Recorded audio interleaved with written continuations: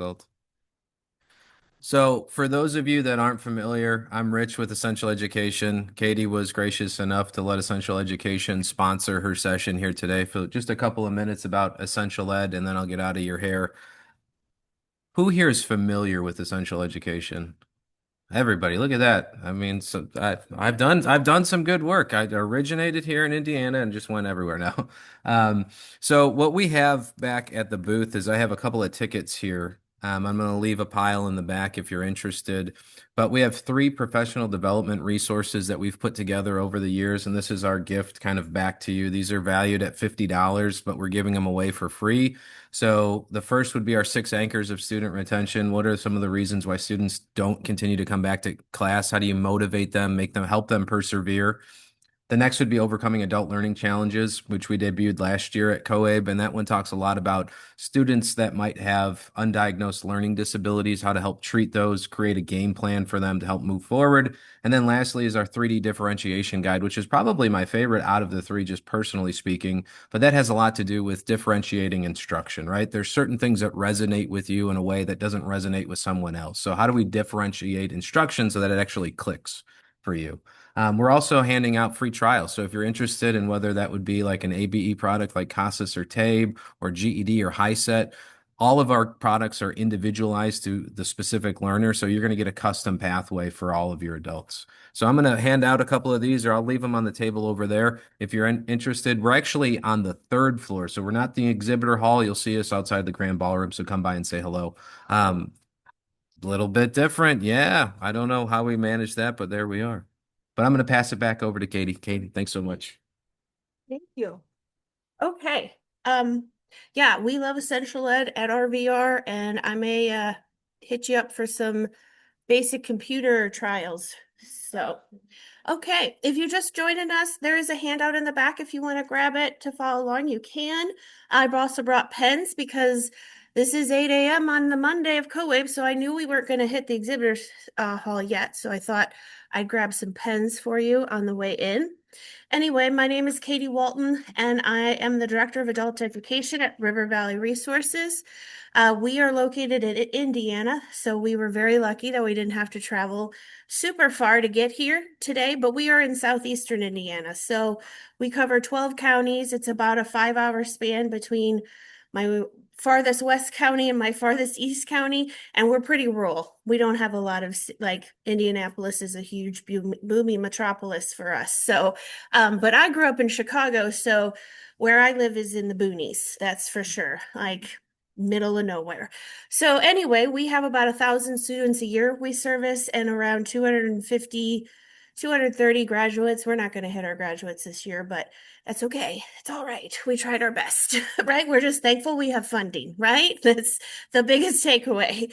And we survived. So that's a little bit about me in a nutshell. I also am the past president of IAACE, so we are with COABE hosting the conference. So we welcome you all and hope you have a great time in Indianapolis.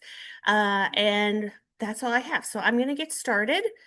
Heidi is my co Heidi and I have worked together for a very long time and we made the boot camps together. So you just let me know if someone is on chat and has a question, and feel free to ask any questions as we go.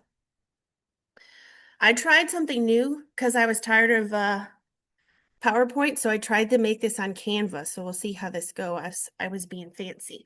So we're going to talk about what a fast track HSC boot camp is. We call ours boot camp. You can call them fast tracks. You can call them speed courses, whatever. Oh my goodness. We just had royalty enter the room with us. Oh no, now I feel pressure. No. What implementation strategies we use, success stories we have, and then I'm going to share some resources you can use right away today. Oh, see, tried something there. Oh, I should just stick to PowerPoint. Let's try this again. All right. And I don't know where to put this thing, but okay. Problems we needed to solve with students taking months to years to get their HSC done. And we wanted to make them feel like it wouldn't take that long if they just came to a week-long boot camp, got it done, hopefully in a week, and that would solve that problem. So we had a lot of success with that. There created a sense of urgency, like, okay, I can get this done. It's not going to be this drawn out process. Lots of dropout before testing. We would start and then they would drop off, for whatever reason. So this gave them a deadline, an end goal, a clear vision of, okay, if this is a week-long class, which is what ours is, doesn't have to be, others are different, then okay, I can make it for a week. I can take off work for a week if I needed. And so that stopped the drop-off problem we had and then limited access to testing. Like I said, we are pretty rural. So we have like 2 testing centers that we utilize. And if the testing is on site when we're doing the classes, it helps us get those students to the testing center a lot easier. So by doing this boot camp where we had class in the morning and testing in the afternoon, that solved that problem of how do I get to the testing center? Well, you're going to the testing center already. So that helped us there. Oh, goodness. Oh, and all these pictures are past graduates that we've had in boot camps or other graduates we have. I thought, why not showcase them and send some cheesy clip art that has no meaning. So, and they all have, signed that I can use their photo. So. Yes. All right. So what is our fast track HSE? We call it a boot camp, as I've said multiple times. It's short term, it's intense. So we offer it Monday through Friday from 9 a.m. to 3 p.m. We do class in the morning for about 2 hours. It is a lecture style class with lots of participation with questions and practice tests and not a lot of self-study. It is teacher-led. And then in the afternoon, we test. We often take a little 30-minute break in between for lunch or snack break, get coffee. We usually have that on site for students. And if we're lucky enough, we provide them with food because that's always a big motivator with our students, right? And we are focused on passing the test only. So we don't care what the score is. For us, we primarily use high set. So if you get an 8 or above, we are thrilled. So we are not looking for high scores. We just want them to pass the test. And it is designed for near ready students. So if students have an NRS, we use TABE. If they have an NRS 1 or 2, maybe they're not ready for boot camp. But most of the time, our 3s and 4s are just fine with it. Occasionally, you get a 2 that's highly motivated and they can pass. But that is our boot camp in a nutshell. Any questions, comments? Feel free to chime in. So Yeah. they do science on that day. Yes. 2 hours of rush up and Yeah, I'm gonna go over the schedule in a little bit, but yes, that's the idea. It's we do double up on Wednesdays. We usually do reading and social studies. So let me tell you a little bit about where this idea came from. It's from here. So COABE, when we were virtual several years ago, I listened to a session by a former Indiana colleague who's now a good friend of mine, Denise Esslinger, and she presented on boot camps. And I went to my director at the time and said, I think we could do this. So Heidi and I traveled to her program, and her teachers just handed us everything pretty much on a silver platter, all the papers they had, all the materials, and then we created it from there. We made the slides. Yes, we have slides. It's pretty like it's like a lecture style, right? We're up in the front of the room going over these slides that we have in binders for students. And from there, we've been doing this since 2022. I didn't remember. It's been 4 years, I think, since we've been doing it, and we've added them. We used to only do like once every quarter. Now we do them once a month typically. So, but that's how it is. And later I'm going to share all our resources so you have them if you want. They're not the most current ones, but they are ones that are still good and I use in my jail because I don't want to waste paper and make more copies of new ones. So We don't necessarily, we started off having it on the wall and I think it became more of yes. a problem. So we just like do the slides in a book and it's a binder that I reuse over and over again. And that's much easier because then they just do flip through and write notes, whatever. Yes, so for those virtually listening, Heidi just said that we use binders we reuse every time. We used to project it, and then we've had so many technology problems, we just went to paper and pencil, which a lot of our students like anyway. So why we found that it works for us is it creates a sense of urgency. There's a structure. Once they come in the first day, they know how it's going to go. We got class, we get a break, we're going to test. No questions about what's going to happen. It reduces the sense of being overwhelmed, like, oh my gosh, this is going to take me months to years. I'm never going to get it. Nope, you're with us for a week.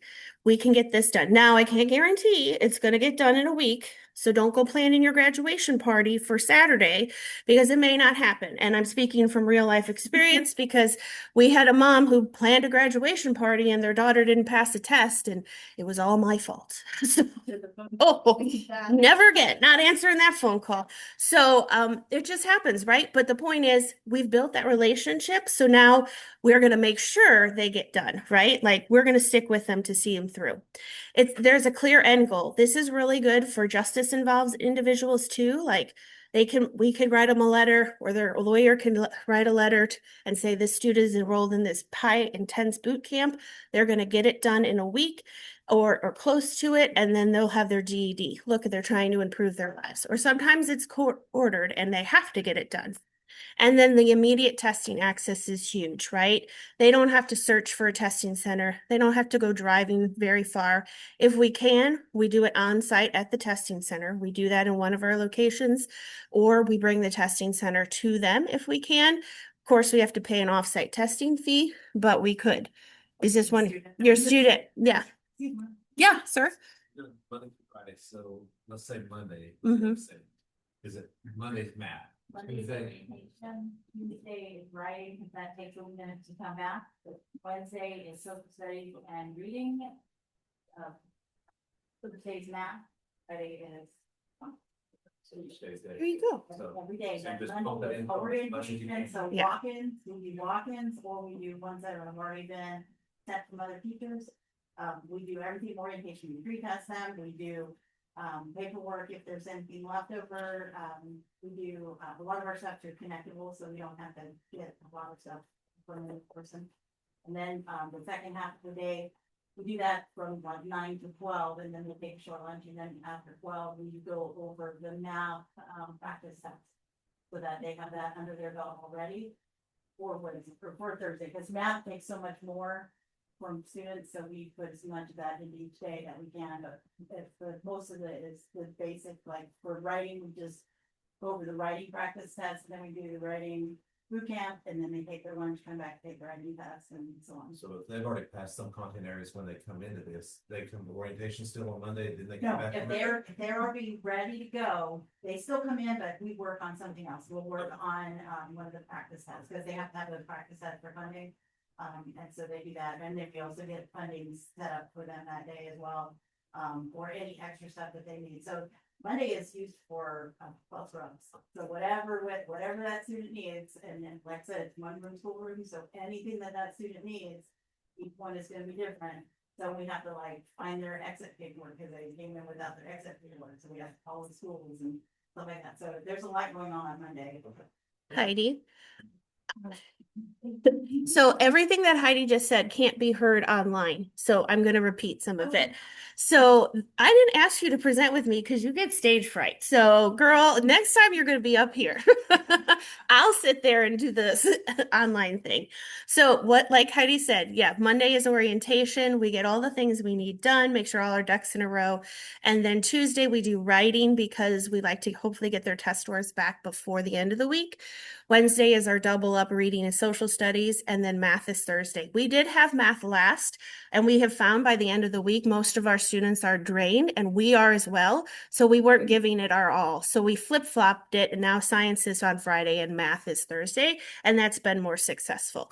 There are different types of boot camps, though. Several programs in Indiana do a weekend one where they do Friday, Saturday, Sunday, and it's like 8 to 5. It's a very long day. They take an hour for break at lunch, but they do 2 two tests on Friday, two tests on Saturday, and one on Sunday. So it's a weekend class. Sometimes there's evening ones where they are doing just like a half-hour review in the evening, and then they're testing after that. So there's different types of boot camps you can do. This is what we use. This is what we have found to be successful for us. And like you asked her, it is great if you have a student that's passed everything but one subject. Then they just come to that intense class in the morning and they take that test in the afternoon. So there's lots of ways, combinations to do this, but this is what we have found to work. Of course. Correct. Yeah. In your experience, do you have any recommendations for any board to overcome any barriers you face? Because I know there's count and all these different things in the correctional field. What would you recommend for achieving this there? So at one of our correctional facilities that I teach at, because as a director, I just love teaching, I can't get out of it, and I don't have money to pay for another teacher. So what I do is I have class in the morning. They go back to their dorms for lunch. That's their little break. And then they come back in the afternoon to test. And I only do this with near ready students. This is not like they have to be 4s and 5s or very high 3 in the NRS level to do that. And the testing center then is only there in the afternoons. I'm there in the morning, so it's not so much traffic in and out with if we were both there at the same time. So, and typically when I'm there, I don't have a guard with me, but when the testing center is there, they have a guard with them, so they only have to have someone there in the afternoon. So it really is just communicating with your commanders, right? And getting them on board, but it's been pretty successful for us to do this, so. Great question. Any questions online? I didn't mean to cut you off, Heidi, but. No. Okay. So strategic scheduling. Like I said, we align our instruction with testing. Heidi is always learning the most up-to-date things to put into our boot camps so that students know exactly what they need for the test. You're watching webinars, reading up on the latest HiSET or GED topics, so we're including those. We use block scheduling. This works a lot, very well for our younger students who are coming out of high school who perhaps have block scheduling already. They can sit for an hour or two, listen to a lecture, and then go to test. Prioritize high impact subjects first. Like I said, we do writing first, and then we try to get that out of the way so students are relieved. All they have to do is multiple choice questions the rest of the time, and we test immediately after instruction. This works really well, boot camps for our younger students, like 18 to 24-year-olds have pretty good success. We've also had some older students as well. It just really depends on their level, where they start at, and how motivated they are to finish. This would include your whole transcript students, if you have that in your state. That you can have people that took BED years ago and they can come back and take just whatever subject they have finished. And they can add those scores together. Yes, Indiana does have total transcripts, so we can combine the GED and HiSET and make one beautiful diploma for students. So here's some of our tips that we use in our test or classroom instruction. We focus on the calculator heavily. We teach students all the important buttons. My favorite is the either or button. I don't really know what it's called, but it's the 2 triangles down there on the right above enter. If anyone knows the technical name, I'd love to know. I just call it the either or, and that's my favorite one because it converts your fractions to decimals and vice versa. We teach them about the exponent sign and the fraction button and all the things, but we are practicing with the calculator almost daily that week just so they get comfortable with it, and it is their best friend for the day of testing.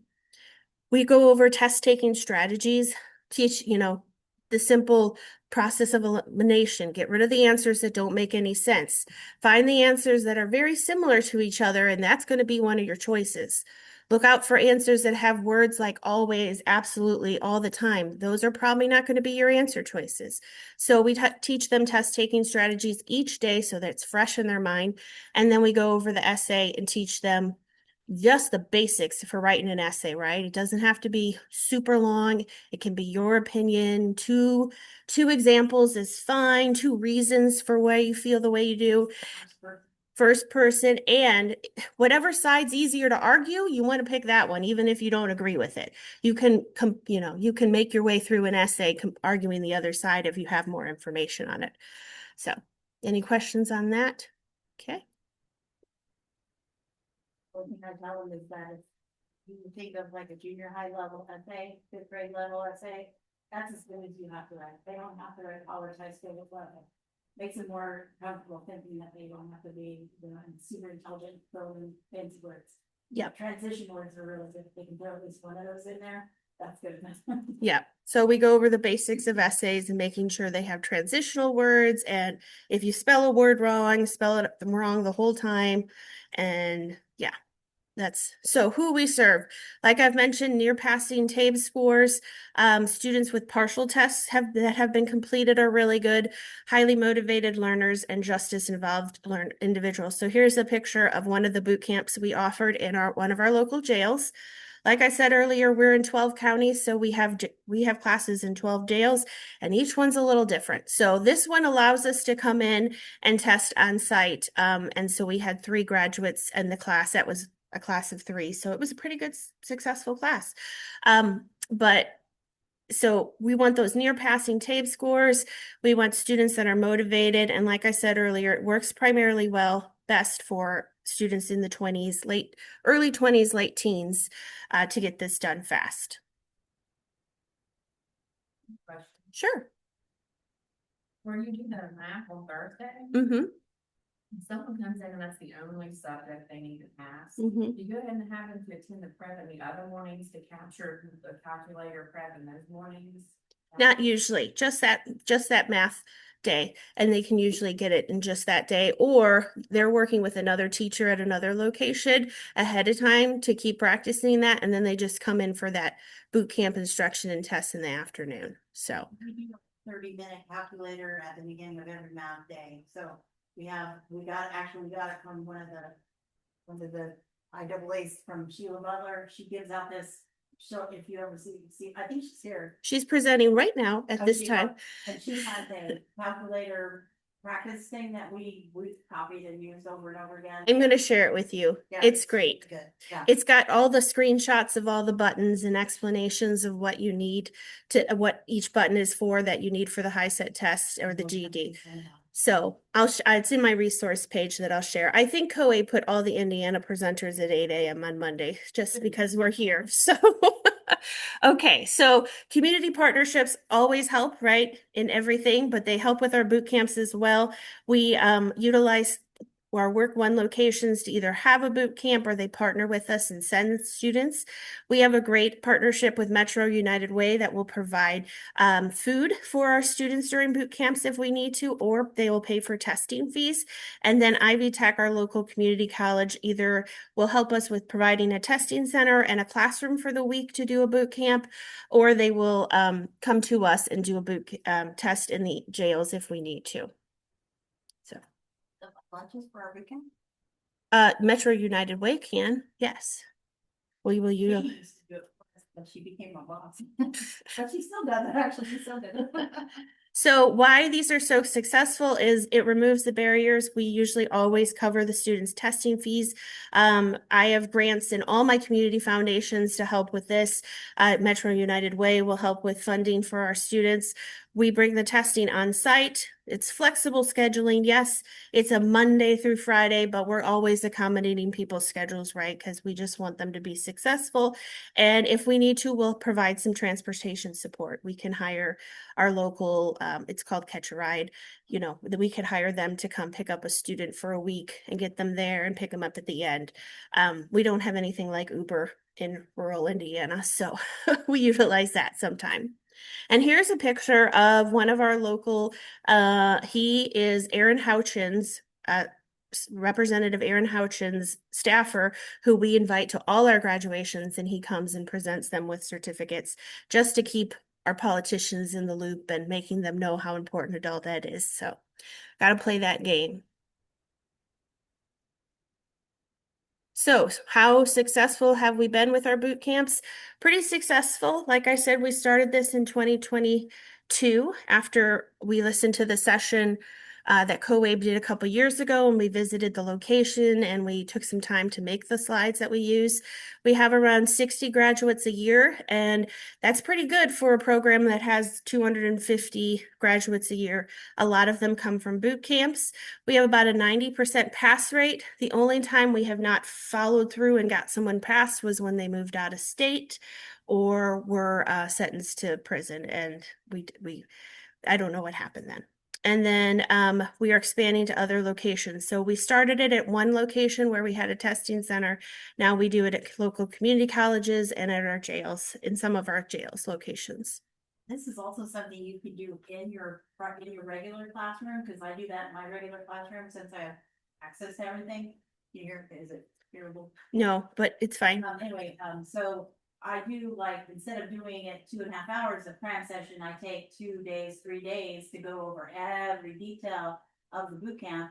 And then that student can either go and take that test, or we start the next one, and so we go through all 5, and then they go and take the test. So it's something you can do any way you want. We just cram session it in 2.5 hours, at most 2.5 hours.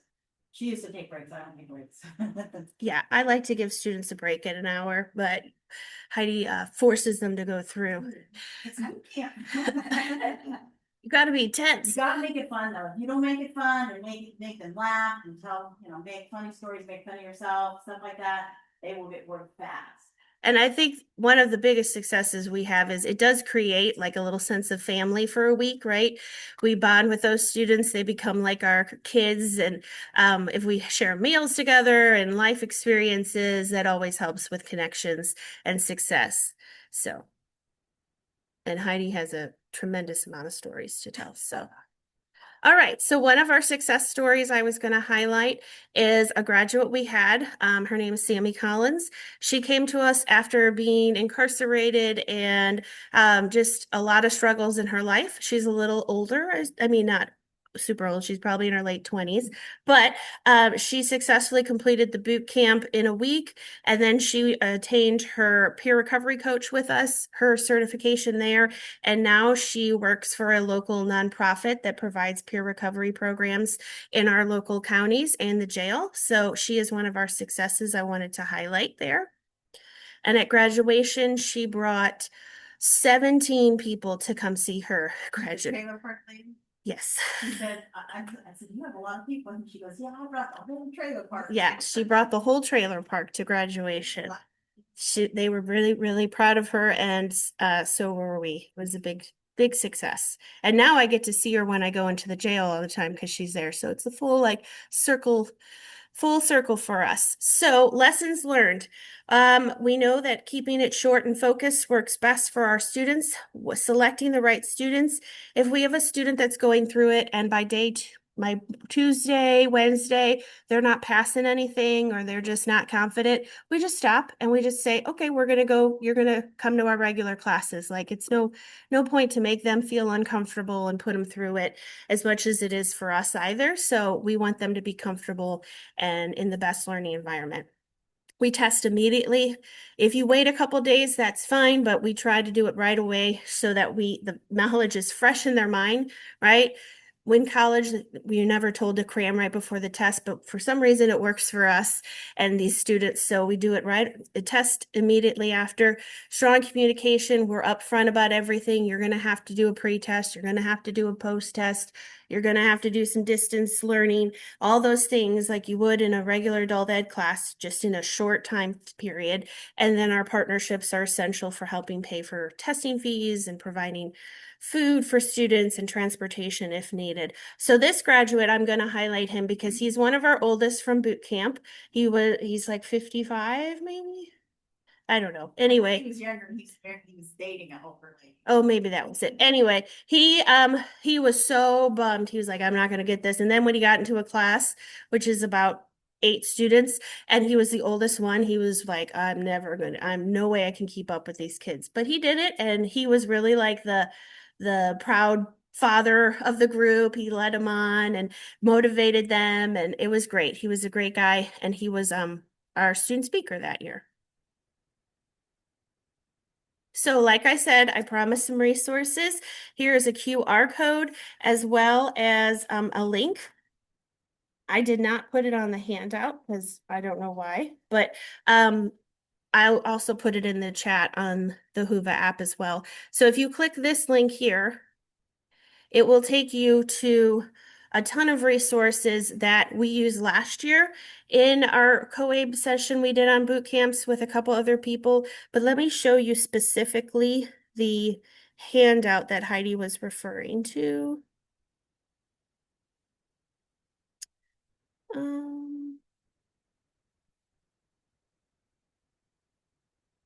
Where is Sheila's handout?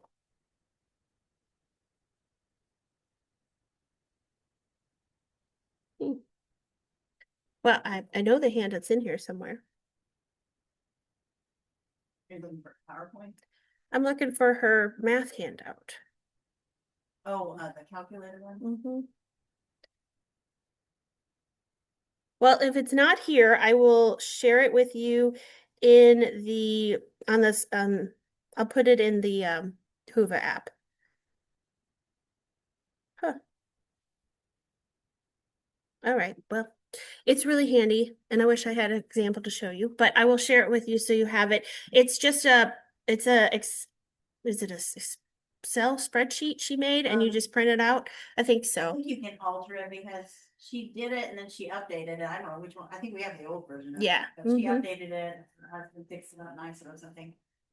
But it is super handy and it's good for students that are incarcerated too, because even though we can't send them with calculators back to the dorms, they can at least still see the buttons and memorize those. So So are you targeting just your students that are currently enrolled in your adult education programs? Anybody. Or- But we have walk-ins. We do have walk-ins. So if it's a walk-in, Mhm. are you getting them into your area, you're giving them a tape assessment, Right. and doing the intake, doing all that? Day one is 6 hours, so that's 6 hours. Day two, 6 hours, so that's already 12 hours there. So orientation, you're doing. Orientation to Monday, yeah. And if I can get some of that stuff done beforehand, because with one of my boot camps I just recently did, I had everybody do everything online, the testing, the everything online first. And then when they came in day one, we were able to start with the boot camp practice test stuff and get all that stuff done, and that worked really good, but doesn't always work the way you want. So you can't expect it to be perfect. You will have some problems, but yeah, as you go, the more times you do it, the better it gets.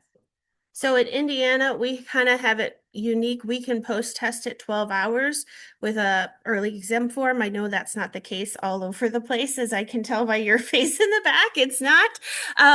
But we are very lucky that we can do that. I don't know why that is, but we are thankful. Yeah, I guess. I don't know. You can get people. You can do 12 and 20 hours. Why make them wait? So. But a lot of states can't do that. So if you can, yes, we do 6 hours of orientation on Monday, do the pre-test, do their Indiana Career Explorer, do the registration, and start the practice tests. And then by the end of Tuesday, they have their 12 hours and we can post-test them Wednesday after class. Yes, I know it's unfortunate. I don't know how that happens, but you should encourage your people to make it happen for you. Wednesday and So- Thursday. So if Wednesday I do the Indiana Careers Explorer, yeah, that's another thing. So I usually do that Wednesday and then Thursday I'll post test. So, yeah, go ahead. So, two questions. Mhm. When do you do the GED readies? And then also, how do you get around the GED.com rules of separating instruction and assessment? So we do not do GED, we do high set. But if you do it in a GED setting, which we have some programs that do, they do those readiness exams the day before, like in their orientation. They do those the same time. And then the instruction part, I'm not sure, honestly. Sorry. I could find out for you, but I'm not sure. We're gonna. They have 4 subjects. But there's a rule in there that we don't follow. We don't, because we don't do GED. Go ahead. Cause I mean, it's been sometime last year, I talked to you and then we met with Sheila. Mhm. We had one booth in our state of West Virginia. Mm-hmm. And we did a GED ready, because we have a target placement, we didn't use we did GED ready and they want us to have organization. So Oh. they had high scores on that, Mhm. and that way there's no practice that our gains are passing at least a subtest. Yeah. Not everything. I'm really bad sometimes with faces. So thanks. I'm glad you came again. I'm glad it was successful. Awesome. Well, that's good to know. And so you've had a successful boot camp? Yeah. All right. But two were enrolled in the boot camp, and the first one passed that week, and then the second one didn't pass math, and he retests this Thursday. All right. Fingers crossed. Okay. Thursday's the big day. So Well, good. The readiness we were talking about, we do that, that's what we do day one, the second part of day one, we do the Practice. The practice test, we do those, they're high set practice tests. And we do those. So whatever they don't do, I don't make them do the writing one on Monday because we go over that together on Tuesday. And that's a fabulous book. And so Monday they do, science, social studies, and reading, and then the math one we go over together, and the writing one we go over together, and if they don't finish, they take it home. That's their distance. Any other questions? Or I put on the handout some spot for you to write about how this could work in your own program or what barriers you would see. So take a couple minutes to think about that. Or if you have comments you would like to share, go for it. Anything online, Heidi? We good? Nothing. Okay. No one's up yet. I get it. It's super early. I'm like, when can I take a nap later? So, Something we did learn that we didn't anticipate, and we've already had one, but we, because we advertised. mhm, We need to do more next time. it's so We were hard. working with, in some of these recovery programs or homeless shelters, they don't have access to their own email or phone, so Mhm. it was collaborating with the case manager, but then they brought people that first day that had no idea they were going to be there on day, or what the whole goal was, so that's something we need to overcome, is that direct communication. Right. Maybe our teacher needs to go to that recovery center or homeless shelter and have direct communication with them. Yeah. Because working through the case managers. Yeah. I highly recommend that because working with recovery programs and local shelters, that they need to see the face of who's going to be teaching them or a person they can look, this is my person when I get there, give them access to your email account and just hand them like a sheet that says this is what's going to happen. Sometimes the case managers, like you said, aren't always the greatest of communicating, but then they at least know what to expect when they get there. So, and communication is big as well as the advertising. That is such a pain. If you have suggestions for that besides Facebook, I would love to hear it. I've done local radio ads, newspapers. We just have a hard time getting students in sometimes. We didn't have anyone for our boot camp this last time. So, Well, one did, but he was too low, and if they come in and they are accommodation students, we can try them, we test them a little, just to see how well they're doing. Their practice set, or if their pre-test is really low, then maybe this is not the right time. You can sit through the boot camps, we never tell them not to come to boot camp. If you wanna sit through the boot camps and just wait to test, then you can do that, or we sit through the boot camp and the second half, we can work with you a little bit extra on that subject, something like that. I never turn anybody away, like ever. Sometimes they come the first day and they're overwhelmed and they don't come back the rest of the week. That's happened too. So you have to work with the student, but you try to keep trying to keep them. But yeah, the last two, there was nobody that really showed up. So that's okay. But the next one, I have a whole bunch of people that have already signed up. So near the end of the year, they try to get in real quick. So, like I said, she said we did it, I think just once a semester or Yeah. something like that. Mhm. And now we do it like every 5 weeks. So if anybody has any other questions, like, if you want to talk to Katie, or you can ask me how I do it, because she's now my boss, so I took over and do now. She left me with social studies, but I'm not sale. That's hard to do. But yeah, if you have any questions, you guys can contact either one of us. so does anybody have ideas of how they could use this in their own program or barriers you would see to having this be successful? I know that we did a lot of our intake work. Okay. Or we tried to, Mhm. available PDFs, save time on that first day. Yeah. Or we would do the GE readings all the first day, Mm-hmm. you know, this on paperwork, and that helps save time. Yeah, doing some paperwork ahead of time definitely helps.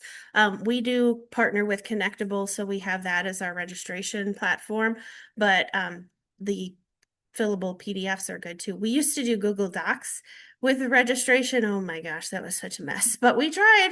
That was our virtual paperwork for a while. So It's good to contact if you have a local, are you doing it in a testing center where your testing is We at? are, and we were really, really fortunate that we had GED examiners and they hopped on board and they committed to being there. It's Okay. really good, because they want, the more you work with them, the better it is, the relationship, they actually go out and look for people for me sometimes, like they're like, oh, this person walked in, I told them boot camp. I'll call you about boot camp, so the communication is really good on that. Well, she does it more than I do, but we search out with other teachers that are in the local area that students can come to the boot camp at that center. We ask them, do you have any students that are, high twos, threes, fours, and 5, 6s, send them. And so they give me their names and I'll call them. And if they want to do it, then I'll talk them into it. We had a man come with his children, drop his children off, and Katie heard him say that he didn't have his diploma. He was going to go to, there's a casino right outside of our classroom, and he was going to go drink and gamble while he was waiting for his kids, and she made him stay, and he ended up passing. So, It was a whole family affair. We had him and his 2 kids. Yeah. Yeah. So it took them different amounts of time, like they didn't all finish at the same time, but they come back. We make him know that a fail is not a fail. Just because you didn't pass this one, you get to take it again. So he retaken it because you are afraid of it. So you Yeah. gotta make them feel good about every single day, and they all stress about math, the essay and the math. So I don't know about the GED has essay as well. I think your essay is a little bit harder than our essay. I don't know. Zero on it, still pass. Oh, can you? You get a 0 on the essay and still pass the GED test. Oh, well, that's crazy. We have to have a 2. We have to have a combination of 8 and 2 at least to pass, and we celebrate 8s. If they get an 8, we celebrate it like it was 100, Oh yeah, we make them feel good as best we can. Yeah, we do get a lot of families, grandkids and grandparents and aunts and uncles, so they all only have to drive in one car. So that is one perk. It's a whole family affair sometimes. We've had probation, or we've had kids that were in shackles come in. I mean, and We've had- we don't care. They have to be plugged into a wall. I don't care. I don't care what they do. Just as long as you're here. Yeah, We're gonna try to do like a one and done campaign, Mhm. starting next program year. And I never thought about putting those people into a pre-existing boot. I yeah, mean, that saves time. yeah, exactly. As far as just focusing on tests. Yes. Yep. Just, I like that blending the students in that just have one test they need to pass or 2. Yep. And sometimes like the cram sessions, like I said, we cram the session for 2.5 hours. So in that, if they get anything new helps them. If they just feel more confident when they come out, because we laugh, we joke, we learn lots of crazy stuff that they know. We've heard some amazingly crazy things. But everything that they learn is there when they walk into that room the next, it's mostly there, and they'll say, oh, I heard your voice in my head, of something that I said. So as long as, even 50% of what they learned walks into that room with them, they're gonna do well on that test. And if they get that 8, like I said, it's a barely pass, but I don't know what the scores for the GED are, but it's 145. It's 45% that they have to get an 8. That's what they have to have. So we tell them that you don't have to have 60-70%. You just have to pass. You just have to do as much as you can, and don't leave anything blank. We give them all those tips and tricks when they first start, before they even test. We start giving them those tips and tricks, tricks and tips. So that when they actually take the test, they have these things already in their head, and the confidence that the groups do, especially when there's like all guys or all girls, they kind of all like help each other and stuff. It's really great. It does really turn out great. And the more you do it, the better it gets. And you'll get more comfortable. Because like she said, I'm scared to talk in public. Could you tell? I can't tell. Yeah, I get sometimes. Do you have a question? I'm going to cut her off.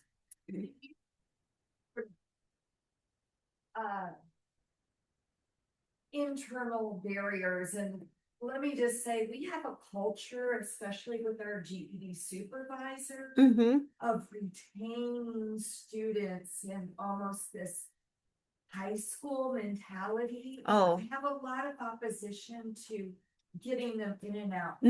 So I was just gonna see if you had Yeah. that type of opposition and how you dealt. So is your GED supervisor like from the adult ed world, or are they from like the traditional K through 12 setting? health head for a very long. Okay, time. okay. Well, But I think for a long time, our compliance required, you mhm, know, we have to do the 12 hours. right, And for a long time, we had, like, you had to be in a certain amount of time to get the mhm, voucher and. right, right. I don't know, it's just very entrenched, but we have a real opportunity during June, just Mhm. because of the way we have to follow our college calendar and the TWC calendar. We Mhm. have this weird 1 month session. Oh, that we yeah. can You could put something like this in really place. use. Yeah. So I think, um, well, we're all data driven, right? We all are, right? So can you propose that this could be very successful to your supervisor? Like you're going to get, our goal is to get graduates quickly, and this could help with our numbers and say it's a pilot, right? We always like to call things a pilot so that if it doesn't go well, we'll say we'll change it next time.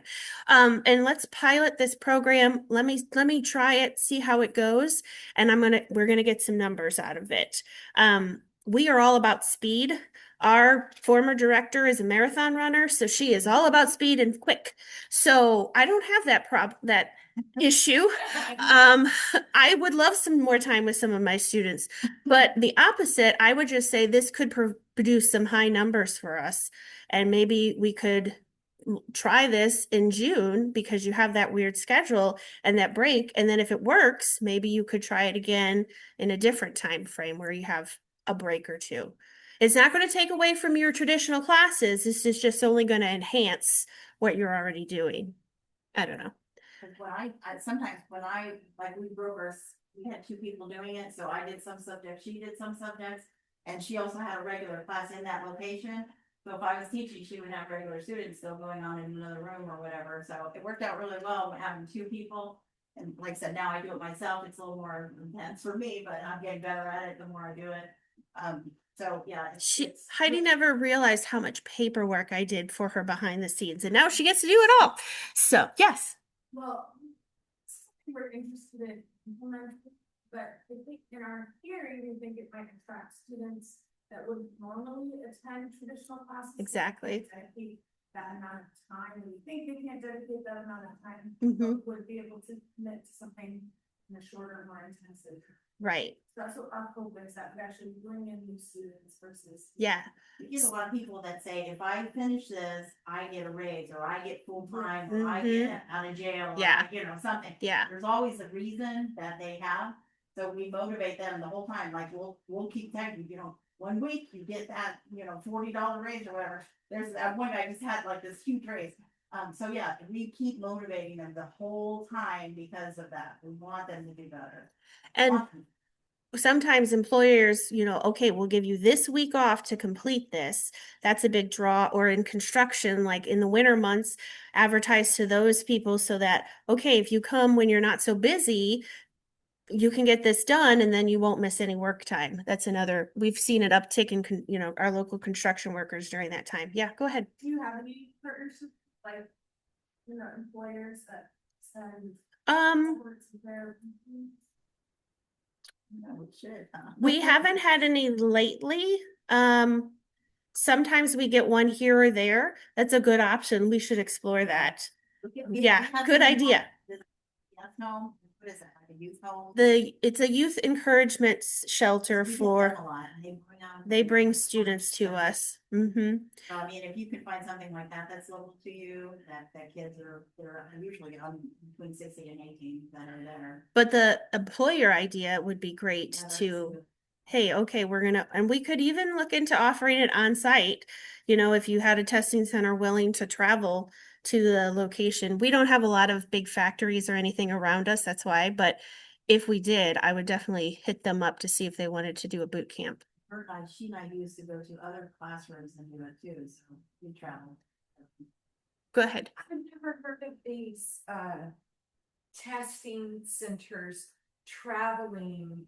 I feel like it's Has anyone done that with GED? Because I was gonna say, we had to get recertified, the testing center at our campus had to get recertified when they moved down the hall. G, And that was for some of those. This is why we don't do GED. we have both. They drive to sites and they set up that thing. Wow. Set up a parking lot and advertise it, so people would be in South Oklahoma. And they come there and they test, so. Most of our We did both, so if you ever want to talk about that. Most of our testing though was in jails, like she has people that mobilize inside of jail. But in Oklahoma, you have a mobile GED testing unit. That's really cool. Okay, you gotta get the camera. By testing, and a lot of times at correctional centers. Yeah. That. That's amazing. How many of these boot camps do you do a year? So currently we do one every month, We except don't do December. July, and we don't do December. January, like we go to the very end of January. And December we do at the beginning of December, so it's right before Christmas, but yeah, we don't do July because the testing center is closed, and then we don't do January because of ice and snow, but I'm sure you don't have that trouble, but we Yeah. don't. Oh, you don't, I don't know. But so we don't do January just because of that, but sometimes the end of January and February, we might have some of that a little bit. So we did have a little bit of snow day in December this year. But we crammed session instead, we talked to the students, we said, hey, it's gonna snow Thursday, Friday, we need math and science, what do you wanna do? We crammed it all in 3 days, like we crammed everything in the 3 days. And they worked harder because they knew that they were gonna get those 3 days. They took extra stuff home, we crammed sessions even faster, we came earlier in the morning and we stayed a little bit longer in the afternoon. So I am functional about any way I can get these people done, we'll do it. A lot of times they get done, they go through the week and by Thursday, they're like, can I just take the science test? I want to stay for the day. And so we're like, sure, they set up the test and they take that test. So that's what the fascinating thing about having it in the classroom or having the testing center right there next to you. They work with us so well and it's gonna be a path. I mean, I don't know. She did most of the communicating with them at first because she worked there in that classroom. So I didn't have to do any of that stuff. But now it's really good. She got it fixed, so I work with what she made it happen. I am determined. Oh, this is the whole presentation. Darn. I am trying to find that handy dandy calculator sheet, but You I'm, guys doing just basically computer-based testing, or are you doing any? we do both. Yeah. So, we use this calculator. I don't know if every place does the same. This is a yellow one, but they're usually white, right? But this is the one we work with. This is when we test on, and so this is the one that we practice on. And if you practice with what you use, far better than getting something random and then trying to pick out, because it's hard for me. So if it's hard for you to do, it's gonna be hard for them. Even if they've done it through high school, because most of them didn't even pay attention. Or they just like, did it like this and they're teaching you stuff. So listen to the kids though too, because you'll hear a lot more stuff that you can use for your next. I learn a lot of what I teach from my kids. So for those online, if you have any questions, go ahead and put them in the chat. Otherwise, I'm going to stop the webinar. Thank you for attending. The handouts are there. And yeah, that's all. If you want to stay here, I'm just going to end this webinar because Heidi keeps talking without it being heard. So.